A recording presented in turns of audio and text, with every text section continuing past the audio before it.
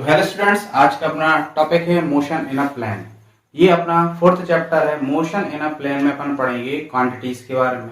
अब क्वांटिटीज से अपन को क्या क्या पढ़ना है? वेक्टर क्वांटिटीज और स्केलर क्वांटिटीज के बारे में।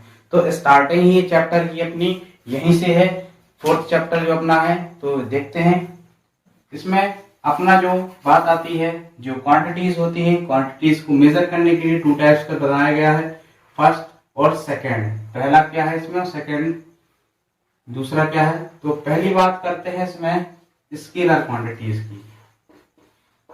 की। स्केलर क्वांटिटीज होती क्या है? ठीक, चैप्टर का नाम क्या है? Motion in a plane. तो स्केलर क्वांटिटीज होती क्या है? तो स्केलर क्वांटिटीज की बात करते हैं तो स्केलर क्वांटिटीज उन्हें कहते हैं जो केवल ओनली क्या पता है, मैग्नीट्यूड। ठीक है, किसको शो अप करता है? ओनली किसी ऑब्जेक्ट के मैग्नीट्यूड को बताता है। ठीक है, ऑब्जेक्ट का मैग्नीट्यूड जो शो अप करे, क्या बताएगा ये? मैग्नीट्यूड। क्या बताता है? ओनली मैग्नीट्यूड बताता है किसी भी ऑब्जेक्ट का। तो ये क्या कहलाती है? अपनी स्केलर क्वांटिटीज। अब मैग्नीट्यूड का मतलब क्या होता है, ये भी तो पता होना चाहिए कि मैग्नीट्यूड बात तो आ गई, तो मैग्नीट्यूड कहते किसे हैं? मैग्नीट्यूड सीधी बात होता है, इसमें ओनली मैग्नीट्यूड होता है। यानी कि क्या बताता नहीं है, ये डायरेक्शन नहीं बताता है, ये डायरेक्शन नहीं बताता। क्या बताता है? ओनली मैग्नीट्यूड बताता है। ऐसी क्वांटिटीज जो केवल ओनली फॉर क्या होता है, मैग्नीट्यूड को शो अप करती है, नॉट बी डायरेक्शन, मतलब डायरेक्शन को शो नहीं करती है। तो ये ऐसी क्वांटिटीज क्या कहलाती है? Scalar quantity. अब मैग्नीट्यूड की बात आती है तो मैग्नीट्यूड देखो, डायरेक्शन मतलब किसी दिशा में जा रहा है। ठीक, तो मैग्नीट्यूड की बात करें तो जैसे कोई भी ऑब्जेक्ट लें, ये हो गया 5 किलोग्राम। ठीक, अब 5 किलोग्राम यहाँ पे अपन ने ऑब्जेक्ट लिया, तो इसमें आप बात कर सकते हैं ये किसी बॉडी का क्या बता रहा है? Mass of body. इसमें क्या बता रहा है? Mass of body. ओनली किसी बॉडी का मास बता रहा है कि 5 किलोग्राम की है। ठीक है, कोई ऑब्जेक्ट लिया जो कि 5 केजी का है, जो कि केवल क्या शो अप कर रहा है? Mass of body. लेकिन इसमें कहीं डायरेक्शन की चर्चा है क्या? नहीं है। तो देखिए अब इसमें बात आती है कि स्केलर की बात देखते हैं, वेक्टर। Vector quantities. तो वेक्टर क्वांटिटीज की बात करें तो ऐसी क्वांटिटीज जो मैग्नीट्यूड के साथ क्या होता है? डायरेक्शन को भी शो अप करें। कहने का मतलब क्या है? मैग्नीट्यूड तो बताए ही बताए, और इसके साथ क्या बताएं? डायरेक्शन भी बताएं। तो इसी एग्जांपल को मैं बताता हूं। देखो, कोई ऑब्जेक्ट है, ठीक है, 5 केजी का है, इसको अपन ने ईस्ट में थ्रो कर दिया, फेंक दिया। कहां दिया? ईस्ट में फेंक दिया, मतलब डायरेक्शन क्या दे दिया? ईस्ट। तो कितने केजी का है? 5 केजी का है। ये कोई पत्थर ले ले, किसी की बात कर ले यार, कुछ भी ले लो, ठीक है। तो ईस्ट में अपन इसको थ्रो कर दिया। तो देखो ये ऑब्जेक्ट में, इसमें देखो ऑब्जेक्ट कितने का है? 5 केजी का। तो ये इसका हो गया मैग्नीट्यूड। और कहाँ फेंका है? डायरेक्शन क्या बता रहा है? ईस्ट। तो ये बता दिया डायरेक्शन। तो देखो मास, इसमें मैग्नीट्यूड भी हो गया, जो बॉडी ऑफ मास है इसका मैग्नीट्यूड भी हो गया और डायरेक्शन भी हो गया। तो ये कैसी हो गई? वेक्टर क्वांटिटी हो गई। ये स्केलर हो गया, ये वेक्टर हो गया। अब देखते हैं इसमें कि मैग्नीट्यूड और डायरेक्शन कौन कौन सी क्वांटिटीज बताती हैं। तो चलिए इसमें लिखते हैं पहले अपन किसकी बात करें? स्केलर क्वांटिटी की बात करें, इसके एग्जांपल देखें। ठीक, तो स्केलर क्वांटिटीज में क्या क्या आते हैं? मास, लेंथ हो गया, ठीक है, मास हो गया, लेंथ हो गया, टाइम, डेंसिटी, वॉल्यूम एक्सेट्रा, और भी होती है बहुत सी चीजें। तो ये सब क्या है, देखो मास हो गया, लेंथ हो गया, टाइम हो गया, डेंसिटी हो गई, वॉल्यूम, ये सब क्या है, स्केलर क्वांटिटी है, ठीक है ना। अब बात आती है कि इसमें और भी लिखना चाहते हैं तो और कह सकते हैं, वर्क भी होता है, ठीक है, और भी बहुत सारी होती हैं। तो वेक्टर क्वांटिटीज कौन सी होती हैं, तो वेक्टर क्वांटिटीज के लिए अपन को देखने के लिए इसमें बात की जाए तो देखो, जैसे कि वेलोसिटी, क्या होता है, वेलोसिटी हो गया, एक्सेलरेशन हो गया,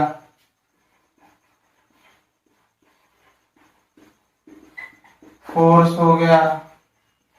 तो ऐसी यूनिट, मतलब ऐसी ये क्वांटिटीज जो क्या बताए, मास तो इनका है ही, और यानी कि बॉडी की मास के साथ साथ उसका डायरेक्शन भी शो अप करें। देखो बॉडी का मास क्या था, 5 kg था, तो ये हो गया इसका मैग्नीट्यूड और ये हो गया डायरेक्शन।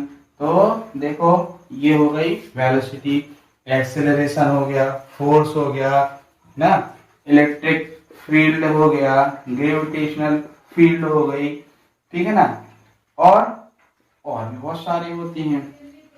ये सब क्या कहलाती हैं, वेक्टर क्वांटिटीज। मतलब जो क्या बताए, मैग्नीट्यूड के साथ साथ डायरेक्शन भी बताए, ऐसी क्वांटिटीज कहलाती हैं वेक्टर क्वांटिटीज। ठीक, अब ये हो गया, स्केलर हो गया और वेक्टर हो गया।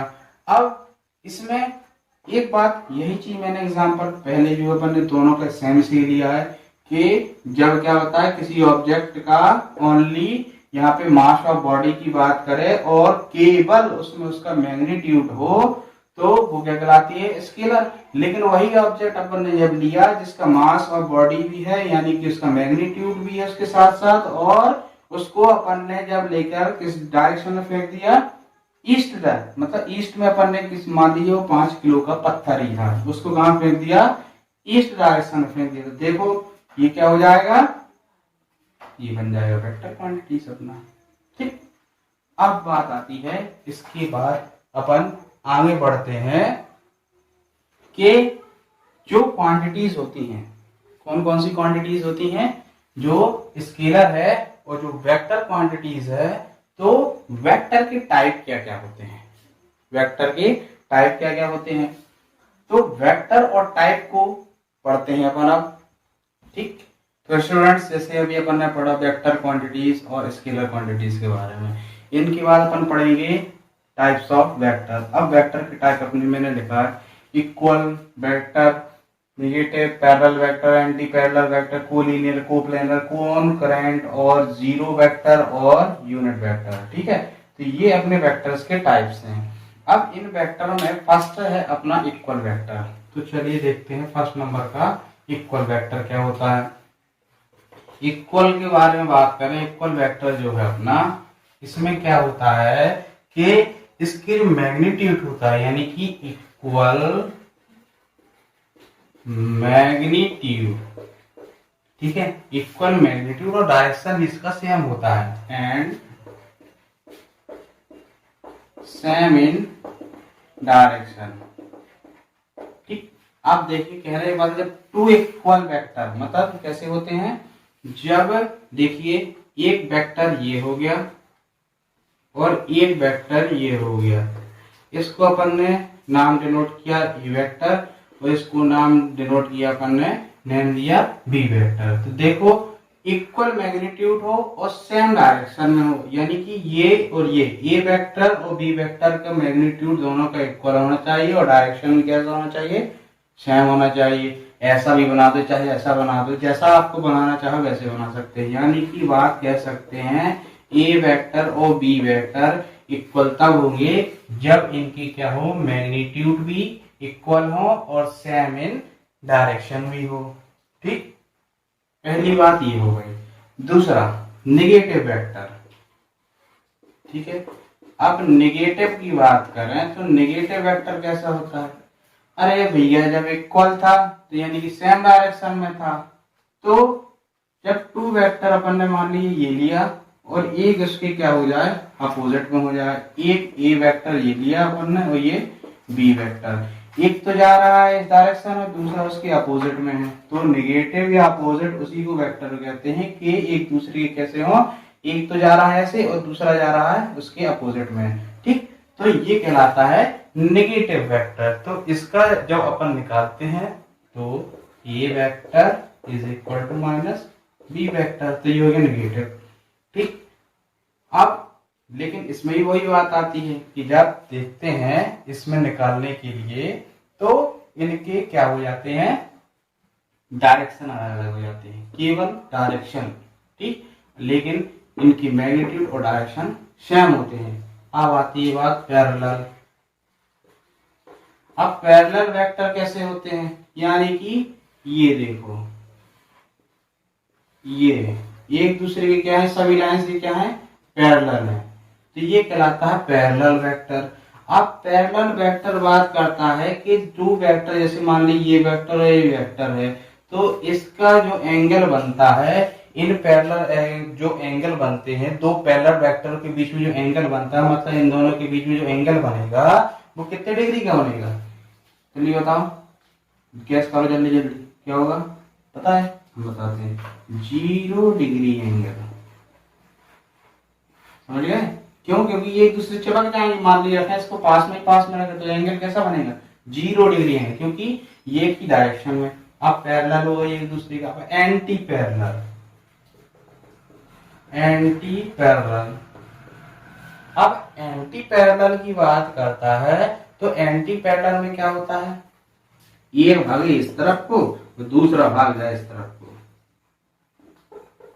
पुलिस पीछे पड़ी तो एक ए भाग गया इस तरफ को और बी वाला भाग गया इस तरफ को, मतलब एक दूसरे के क्या है, अपोजिट हो जाएंगे, ठीक है ना। एक पुलिस वाला इधर से दौड़ा रहा है, एक को इधर से दौड़ा रहा है बी वाले को, तो बी वाला इस तरफ भाग रहा है, ए वाला इस तरफ को भाग रहा है, तो ये कैसे हो जाएंगे, एंटी पैरेलल, यानी कि इनके डायरेक्शन कैसे हो जाएंगे, अलग अलग हो जाएंगे।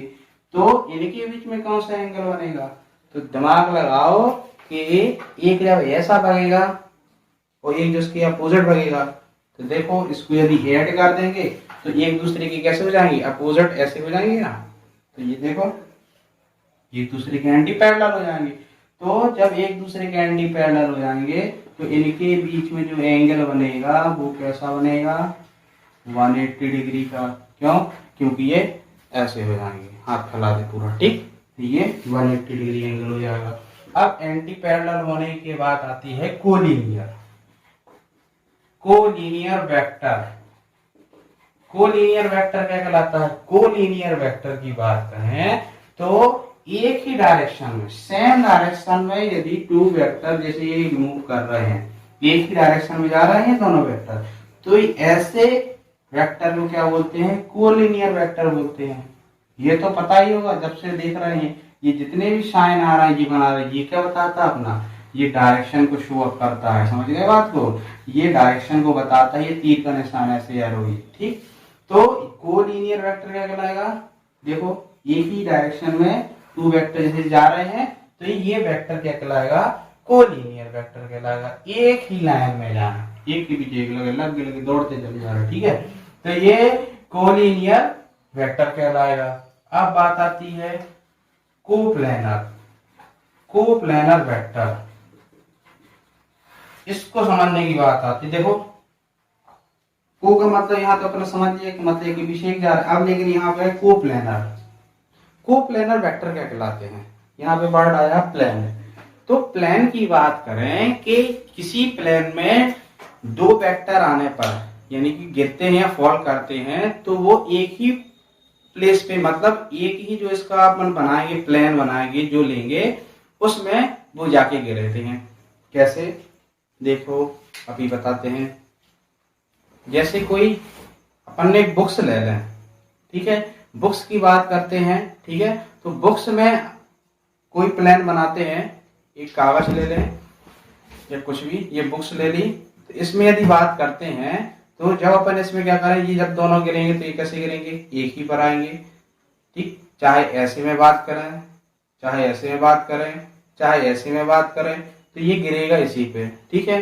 जब 2 वेक्टर या 3 वेक्टर भी हो सकते हैं, लेकिन 3 वेक्टर में कभी कभी कंडीशन अलग हो जाती है। ठीक है, मान लिए 3 वेक्टर अपन ने लिया, 3 वेक्टर में अपन लें तो ये मैंने बुक रखी यहाँ पे, ये तीसरा वेक्टर अपन ने बनाया, ये मान ली ये हो गया, अपन ने एक रखा नीचे, एक खड़ा कर दिया और ये हो गया ऐसे।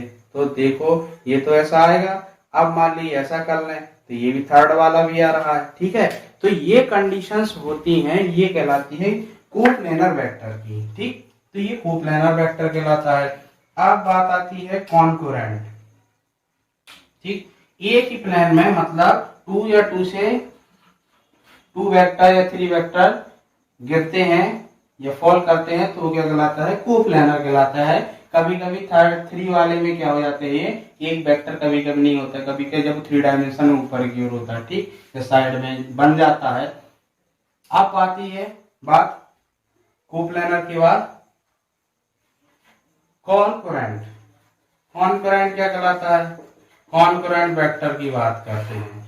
कॉन्करेंट वेक्टर जो होता है acting at same point, acting at same point. कैसे, जैसे मतलब ये कोई पॉइंट है, इसमें इस डायरेक्शन में फोर्स लग रहा है, इसी पॉइंट से इस डायरेक्शन में कोई इसको खींच रहा है, इसी डायरेक्शन में कोई इसे यहाँ पे खींच रहा है, इसी डायरेक्शन में कोई ऊपर यहाँ पे खींच रहा है। यानी कि ये F1 हो गया या F2, इसको ने हमने नोट कर दिया, F3 हो गया, F4 हो गया।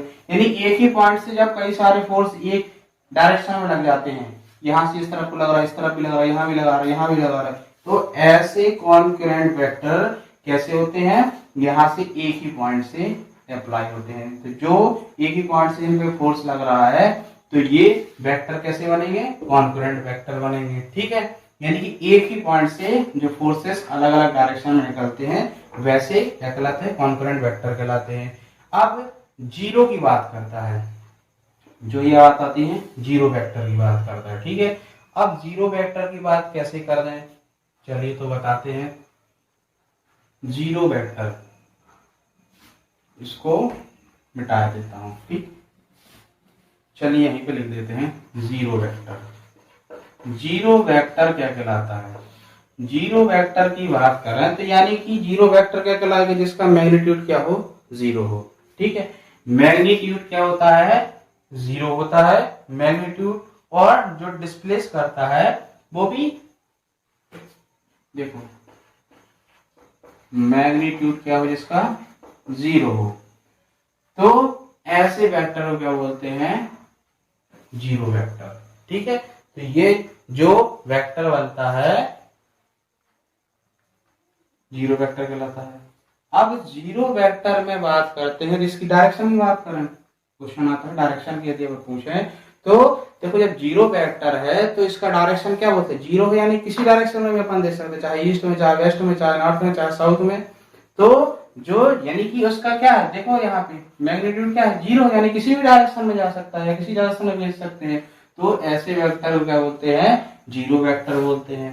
अब आई बात यूनिट वेक्टर की, जो सबसे ज्यादा इंपॉर्टेंट है। तो यूनिट वेक्टर क्या कहलाता है, तो यूनिट वेक्टर देखो क्या कहलाता है, बहुत अच्छा कहलाता है। ठीक है, यूनिट वेक्टर, यूनिट वेक्टर लग तो अच्छा रहा, यूनिट मतलब हिंदी में बोलते इसके इकाई। तो यूनिट वेक्टर क्या कहलाता है, यदि जिसकी वैल्यू क्या हो, 1, मैग्नीट्यूड की बात करें तो वो भी कैसा हो, 1। तो इसके साथ साथ यूनिट वेक्टर का जो डायरेक्शन होता है तो इसका केवल किसमें यूज होता है, इस यूनिट वेक्टर का ओनली यूज क्या होता है, only use in direction. Direction को बताने के लिए यूनिट वेक्टर का यूज किया जाता है।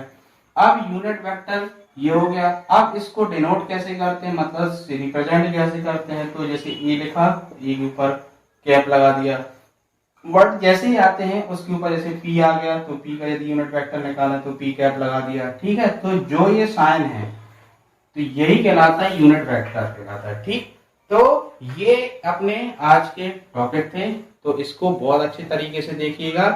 अन्य चैप्टर्स को चालू करने मतलब थर्ड चैप्टर के पहले मैंने इसलिए बनाया है क्योंकि इसमें अपन को जितने भी मोशन वाले चैप्टर पढ़ेंगे इसमें अपन को पढ़ना पड़ेगा स्केलर वेक्टर क्वांटिटी। तो जब तक अपन को पता नहीं रहेगा स्केलर क्या है वेक्टर क्या है, तो हाउ इट इज पॉसिबल, ये कैसे पॉसिबल होगा कि अपन निकाल सकें कि वेक्टर क्या है स्केलर क्या है। तो इसलिए ये पहले बनाया गया है। तो इसको अच्छे से वॉच करें और देखें, एक एक चीज को नोट करें और इनको भी नोट करें, क्योंकि यही चीज इंपॉर्टेंट है जो अपन यहाँ पे देख रहे हैं। तो स्टूडेंट्स, ये आज अपना टॉपिक समाप्त होता है। इसको अच्छे से पढ़िएगा और वीडियो को अच्छे से देखिएगा। इसके बाद अपने नेक्स्ट टॉपिक स्टार्ट करेंगे। सो स्टूडेंट्स, ज्यादा से ज्यादा इसको अच्छे से वीडियो को पॉज करके कॉपी में नोट डाउन करके अच्छे से पढ़ें और समझें। Thanks for watching my video. Bye.